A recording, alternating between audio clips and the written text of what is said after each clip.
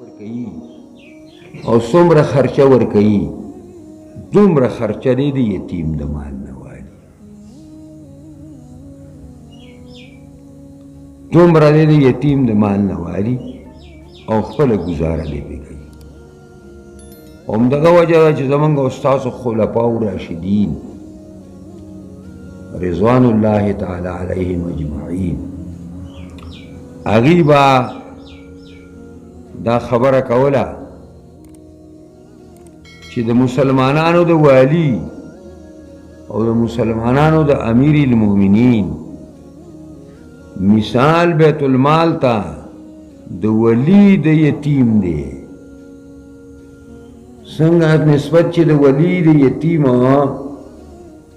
دا هغه مال د یتیم ته دی، نو دارنګې د مسلمانانو د مال او د خزانې والی دا خلیفه دی. که د خلیفه خپل طاقت کیږي نو د بیت المال نه به نه خوري، او که خپل طاقت یې نه کیږي نو بیا به په معروف باندې د دی نه خوري. معروف باندې په کم سهار باندې په کم ورځ باندې چې خلیفہ حضرت عمر ابوبکر صدیق مقرر شو، نو سحر پانی په اوږه کړی دی او د مدینې بازار ته ځي. حضرت عمر ولیده، څه کوې د پیغمبر خلیفہ؟ ویل ولې زما بچي نشته، زما بچو له حلال رزق نه ګټم. هغه ویله او ته به حلال رزق بچو له ګټې، او تا باندې خو د مسلمانانو یو ډېر لوی بار راواوړېده. د دغه بار د پورته کولو په نتیجه کې به ته د مسلمانانو د بیت المال نه خوراک کوي، او ته به ځان وزګارې د مسلمانانو کار ته. ته به بازار کې ناستې که ته به خلافت کې ستا په سر خو د تمام اسلامي حکومت ذمہداری را واوړېده، ته به دا کار نه کې. نو بیا به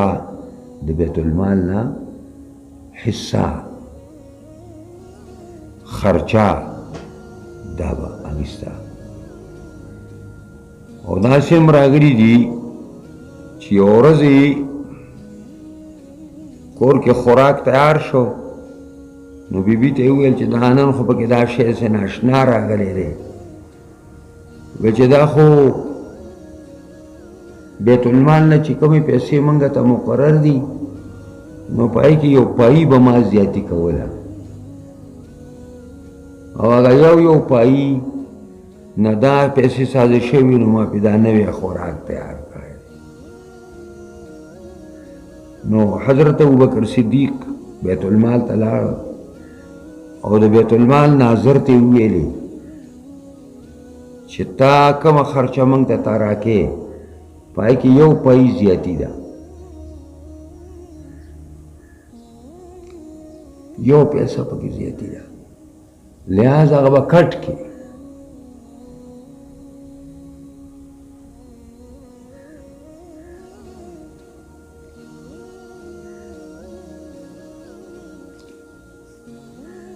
دا خلقو عادل او انصاف دیتا ہوئی. هم دا وجوه چې تمام دنیا داغی نه یریدله.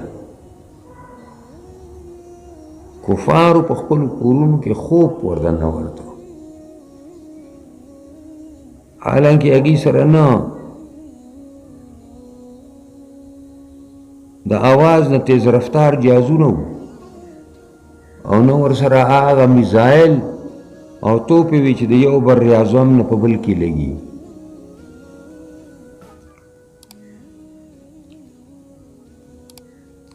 خو د ایمان په وسله باندې لیسو د ایمان د دې وجې نه کفار به ترې نه شرپېدل به د هغې نه. او حضرت عمر رضی اللہ تعالی عنہ اوم د بیت المال شریف نه با خوړه. او چې کله وفات کېده نو عبدالله زوی د عمر یې راوغوښته، ورته یې ویل چې زویه ما د بیت المال نه قرض اخیستی، حالانکه قرض یې نه و اخیستی، اگر هغه حق و د مسلمانانو په کار باندې مکمل بند و. نو که زما څه اساسي دي او په دې زما قرض خلاصېده د بیت المال، نو په هغې به اخلاص کې، او که نه بیا بني عادي زما چې کومه خصوصي قبیله ده هغې ته به درخواست وکړي چې عمر ویلي و چې زما دا قرض خلاص کړي.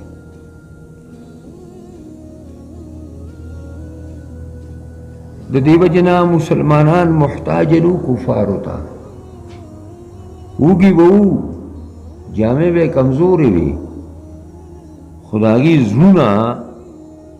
غنیان وو، د هغې زړونه مالدار وو، او د الله رب العزت او د الله د پیغمبر په مینه باندې سرشار وو.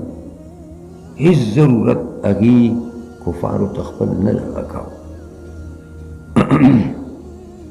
فإذا دفعتم إليهم أموالهم، دا ځان له موضوع ده، کړکېچنه موضوع ده، زړه راښکونکي. فإذا دفعتم إليهم أموالهم، کله چې تاسو حواله کوي د یتیمانو ته مالونه د دوی، نو فأشهدوا عليهم، ګواهان پې ونیسئ. یتیم دی اوزمایو، صلاحیت پکې پیدا شوی دی، رشد پیدا شوی دی، مال وله ورکې، نو داسې مو ورکوه چې په ګوټ کې وله ورکې، پټې وله ورکې، نه باقاعده ګواهان کېنوه، او د ګواهانو په مخ کې ورته ووایه چې ستا د پلار نه ما ته دا مال پاتې شوی و، زه د دې ګواهانو مخکې دا تا ته حواله کوم. مباد سبا دا وړوکې دا مال برباد کی او بیا لاړ شي او په تا باندې رپوټ وکړي چې دا زما تره دی او ته زما د پلار دونه مال ورته پاتې شوی دی، مال یې ترې نه والی. نو چې ګواهان په موقع باندې وي نو ګواهان به ووایي چې زموږ مخکې چې څه شی و نو هغه دی ولي دې یتیم ته حواله کړی و. فاشهدوا علیهم، گواهانو نسی پا دی باندی، وکفا باللہ حسیبا، کافی دی اللہ حسابدان. یو سڑے دی ډیر لوی چالاکه دی، خپل د قلم په زور باندې حساب کتاب برابر کړی دی، گواهان هم کېنولي د گواهانو په مخ کې، خود د قلم په زور باندې حساب غلط برابر کړی دی، د یتیم پوره حق نه ورکوي دی. نو گواهان خو ناست دي، نو دې پته به څنګه لګي؟ نو وکفا بالله حسیبا، کافی دی اصل حساب کوونکی الله. که د هر چا سره سړی دوکه وکړي او چالاکي وکړي، د الله رب العزت دربار کې چالاکي نه چلیږي، هلته دوکې نه چلیږي. دا خو د منافق خیال دی چې ګینې الله سره هم دوکه کېږي. یخادعون الله والذین آمنوا وما یخدعون الا انفسهم وما یشعرون. بہرحال سورہ نساء ګرانه ده، سوچ باندې بیا وایي.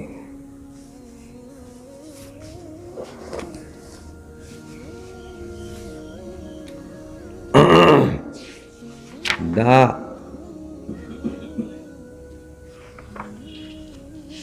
للرجال نصیب مما ترک الوالدان والاقربون وللنساء نصیب مما ترک الوالدان والاقربون مما قل منه او کثر نصیبا مفروضا وإذا حضر القسمة أولو القربى واليتامى والمساكين فارزقوهم منه وقولوا لهم قولا معروفا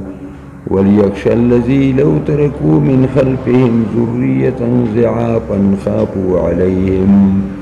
فليتقوا الله وليقولوا قولا سديدا إن الذين يأكلون أموال اليتامى ظلما إنما يأكلون في بطونهم نارا وسيصلون سعيرا للرجال نصيب د سړو د پاره برخه ده مما ترک الوالدان والاقربون د هغو مال نه چې پریښی مور او پلار او خپلو خپلوان وللنساء نصیبونو او د زنانو د پاره هم برخه ده باقاعده مما د هغه مال نه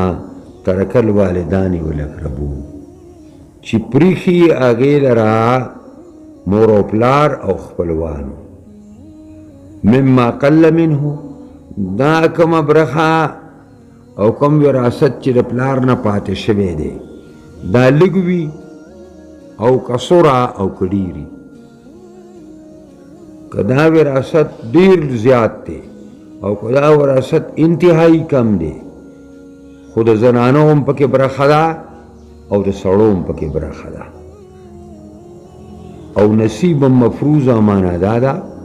دا حصه مقرر کړی شوې ده د الله او د رسول له طرف نه دا یو حصه مقرره ده د هغې وجه دا وه چې د جاهلیت په زمانه کې به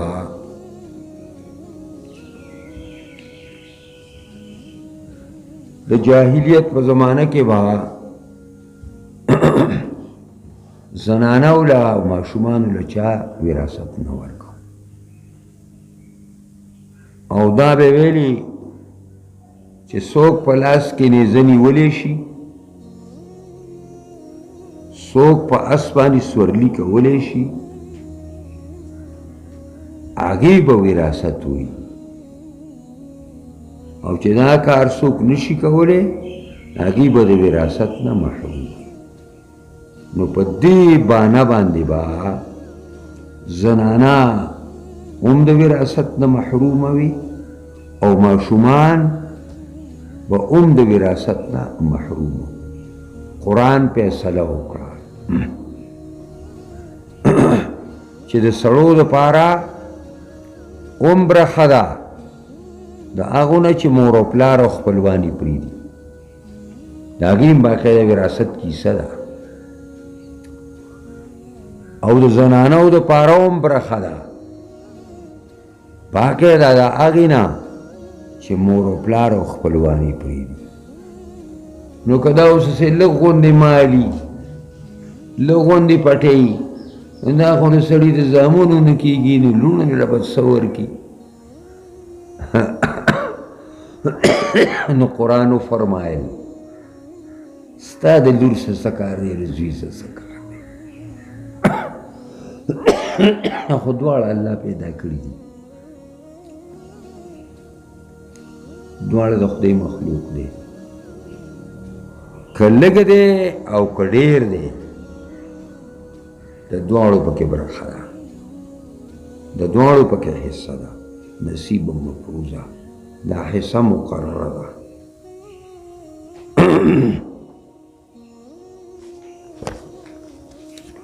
وإذا حضر القسمة أولو القربى کله چې حاضر شي تقسیم ته خاوندان د خپلولۍ خو دا هغه خپلوان دي چې په وراثت کې حصه نشته ورثه دوه قسمه یو داسې ورثی چې ستا خپل به وي خو په وراثت کې به ستا حصه نه او دارنګې یتیمان هم راغلل او مسکینان هم راغله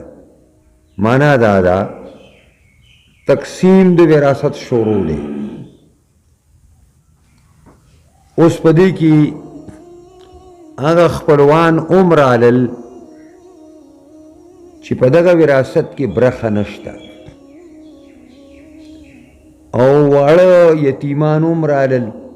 چې تقسیم کېږي موږ له هم پکې څوک څه راکړي او فقرا او مسکینان خبر شو هغې هم رالل اوس ټول ولاړ دي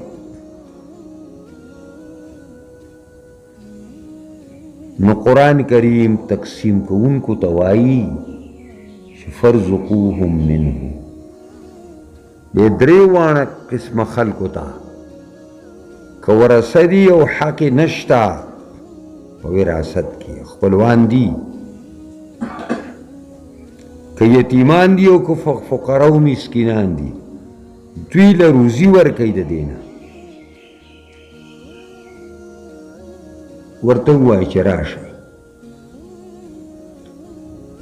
لکه څنګه چې دا تاسو ترېشل کوئ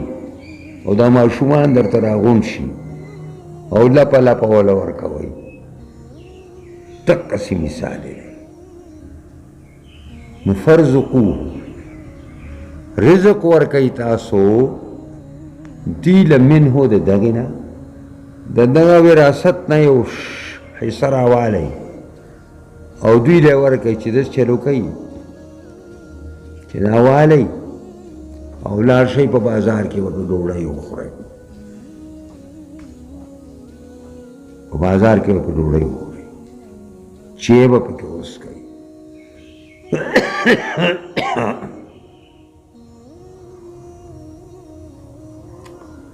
او دا چې وله ورکوئ نو وقولو لهم قولا معروفا ووایئ دغې مسکینانو ورثو او دغه یتیمانو ته دا خبره وکړي وینا درسته مطابق د شریعت سره چې ماشومانو خفه کیږئ مه دا مال پردی دی هلکه ستاسو پکې نه رسي ورثو هلکه یتیمانو ستاسو هم پکې نه رسي ښه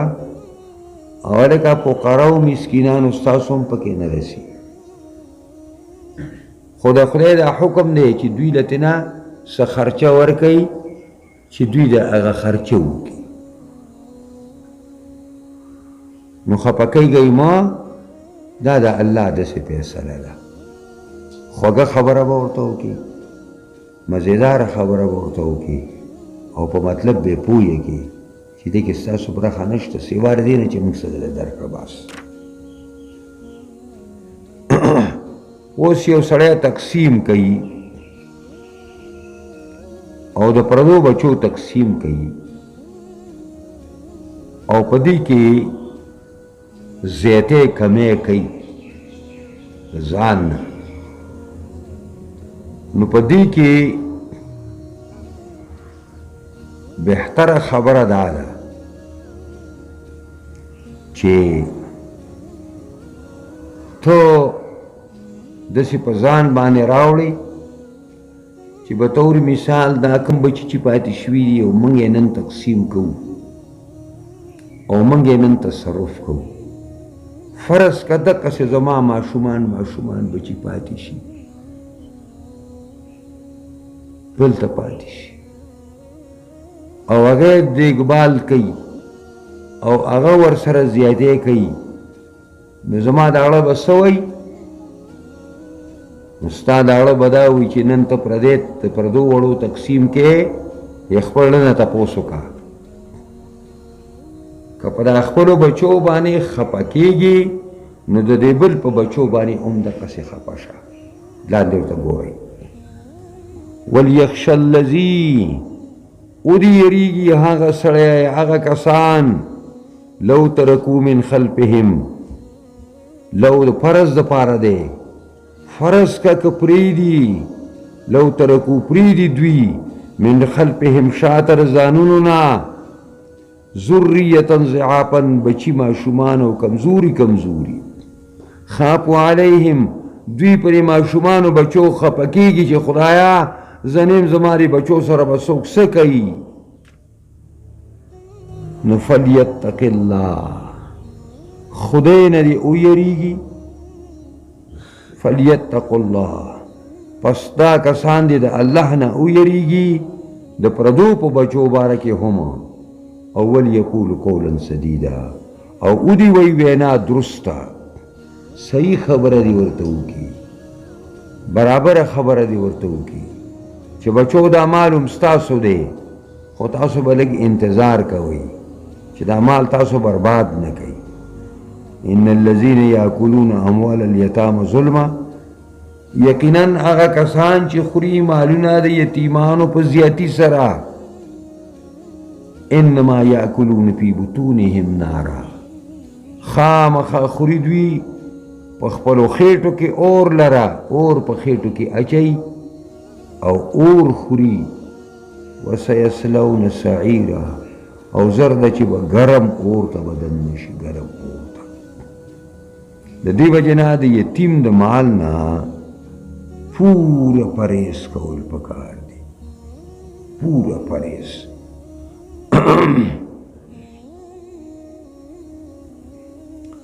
نو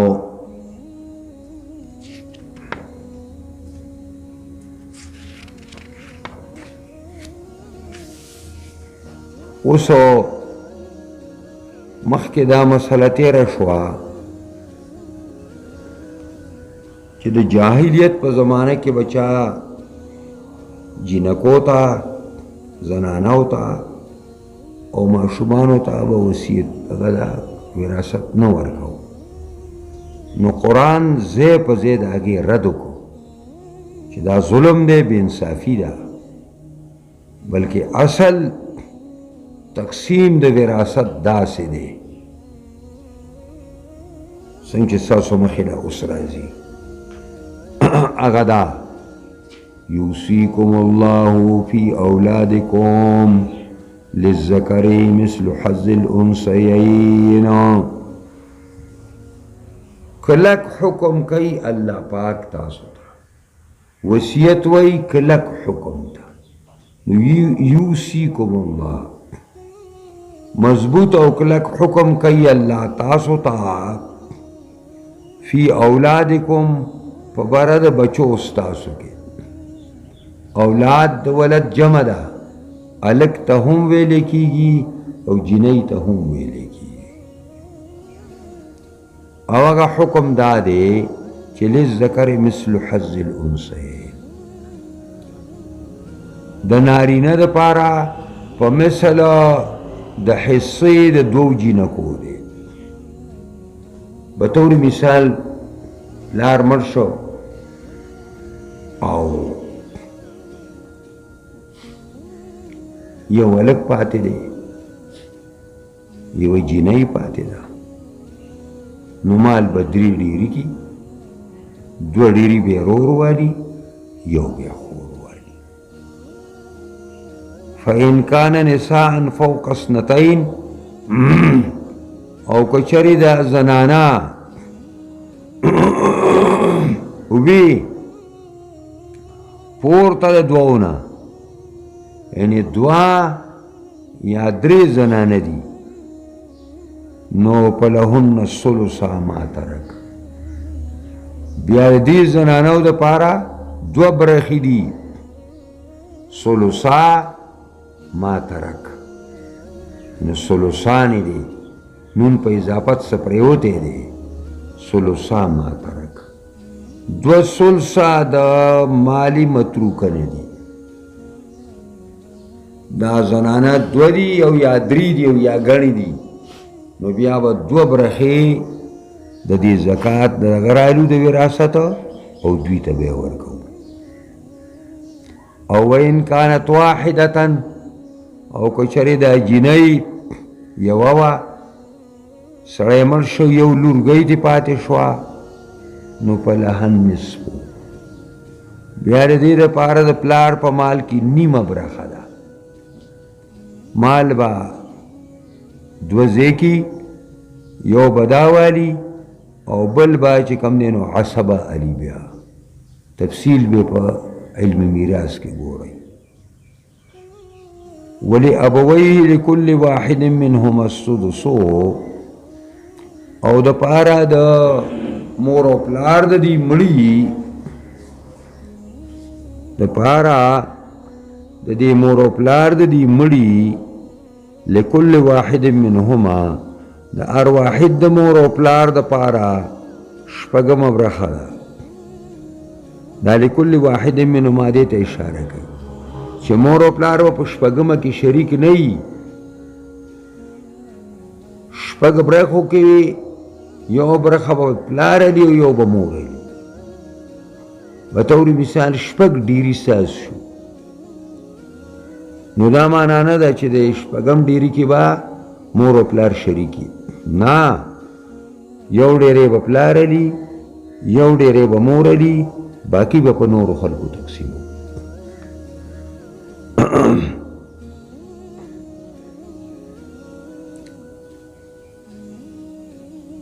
دا مما ترکا د هغې مال نه چې دې مړي پریښی دی، نو د مور او پلار پکې شپږمه ده. کله ان کان له ولدون، کله دې مړي دپاره بچی و،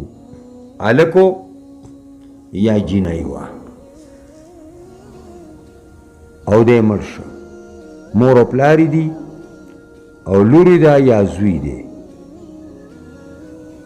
نو فإن لم يكن له ولد، که چرې دې مړي بچي نه وي، دا خو دغه صورت و چې مور او پلار به شپږمه علي چې دې سړي بچی وي، هلک یا جینۍ. فإن لم يكن له ولد، او که د ده دپاره بچی نه وي د مړي دپاره، وورثه ابواه، او وراثت یې فقط مور او پلار وړي. سړی مړ شو، بال بچه نشته او مور او پلاری دي، نو وراثت یې مور او پلار وړي، نو پلې امه الثلث، بیا یې د مور شپږمه درېمه برخه ده. دا مال به درې ډیري کو، نو یو ډیری به مور واړي، باقي دوه پاتې شو، دا به پلار واړي. دې ته بیان ضرورت وایي چې مال موږ درې ډیري که یو مور واخیسته، نو دا نور دوه به څوک کړي، دې ته بیان ضرورت وایي، یعنې دا به پلار دی.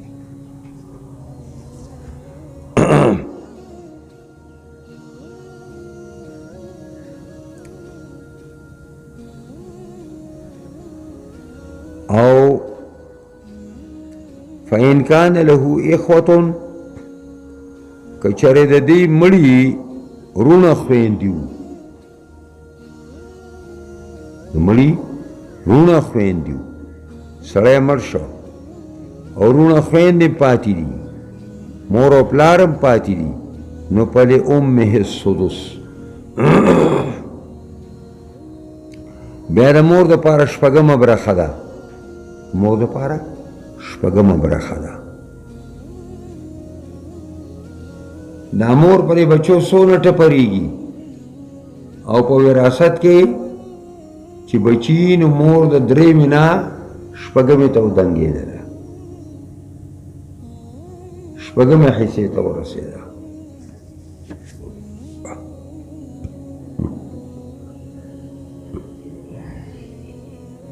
من بعد وصیتنا، پس د پوره کولو د وصیت نه، یوسوي بها، چې وصیت کړی په دې باندې مړي او دین، او مخکې د پوره کولو او د ورکولو د قرض ده. دا تقسیم چې تاسو کوئ، نو په تقسیم کې د دې خبرې ضرورت دی چې د تقسیم نه مخکې به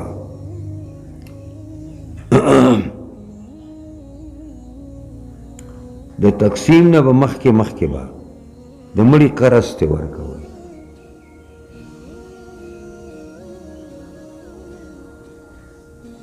چې قرض هم ته ورکو، نو بیا به ترې نه وصیت لرکوئ چې دې مړي د چا دپاره وصیت کړی دی، نو بیا به وصیت ترې نه وباسئ. نو وصیت ته وموویسته او قرض دې وموویسته او تجهیز او تکفین به هم ته کې، یعنی که د قبر د ایستو ضرورت وي، د دپاره د کفن ضرورت دی، نو دا به هم کې. دا معنا نه ده چې ګینې میخه به هم په دې کې اخلي او دیګونه به هم په دې کې باندې کې نه دغې ته هېڅ حاجت نشته دا پکې نشته اوس تقسیم الله تعالی وکړه داسې چې مور او پلار له دومره هلک له دونه جینۍ له دومره یوې له دونه ګڼو له دومره الله رب العزت فرمایي آباؤکم و ابناؤکم پلاران ستاسو او زامن ستاسو پلاران نورا پلار دے کو نکه دے او دا ابناؤنا ابنا زامن دی او کنوسی دی لا تدرون ایوهم اقرب لکم نفعا تاسو نه پوهیږئ کوم یو تاسو پاره ډیر نږدې دی د پیدې په لحاظ سره فریضة من الله دا تقرر دی مقررتیا ده د جانب د الله نه ان الله کان علیما حکیما یقینا دی الله پوی حکمت والا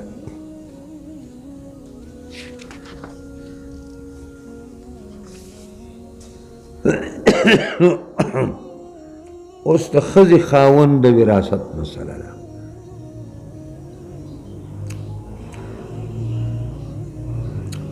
ښځه مړه شو سړی پاتې شو سړی مړ شو ښځه پاتې شوه دې سره به د وراثت څه کوو ولکم نصف ما ترک ازواجکم ستاسو لپاره نیمه د هغه مال ده چې پرېږدي ستاسو بیبیانې سړی مړ شو ښځه مړه شوه او کم مال او دولت ترې نه پاتې شو د خاوند پکې نیمه برخه ده په منځ به یې نیمه کې نیمه رده شوه ان لم یکن لهن ولد که د دې ښځې بچي نو او مړه ده نو خاون به نیمه برخه اخلي فإن کان لهن ولد او که دې زنانه خاون خو زنانه خو مړه ده خاوند هم شته خو بچي هم دي هلکان دي جینکۍ دي نو فلکم الربع ای سړو بیا ستاسو دپاره ستاسو د ښځو په مهر کې څلورمه برخه ده بیا پلار د نیمې نه دا څلورمې ته راغلی مما ترکنا د هغې نه چې د زنانو پرېښی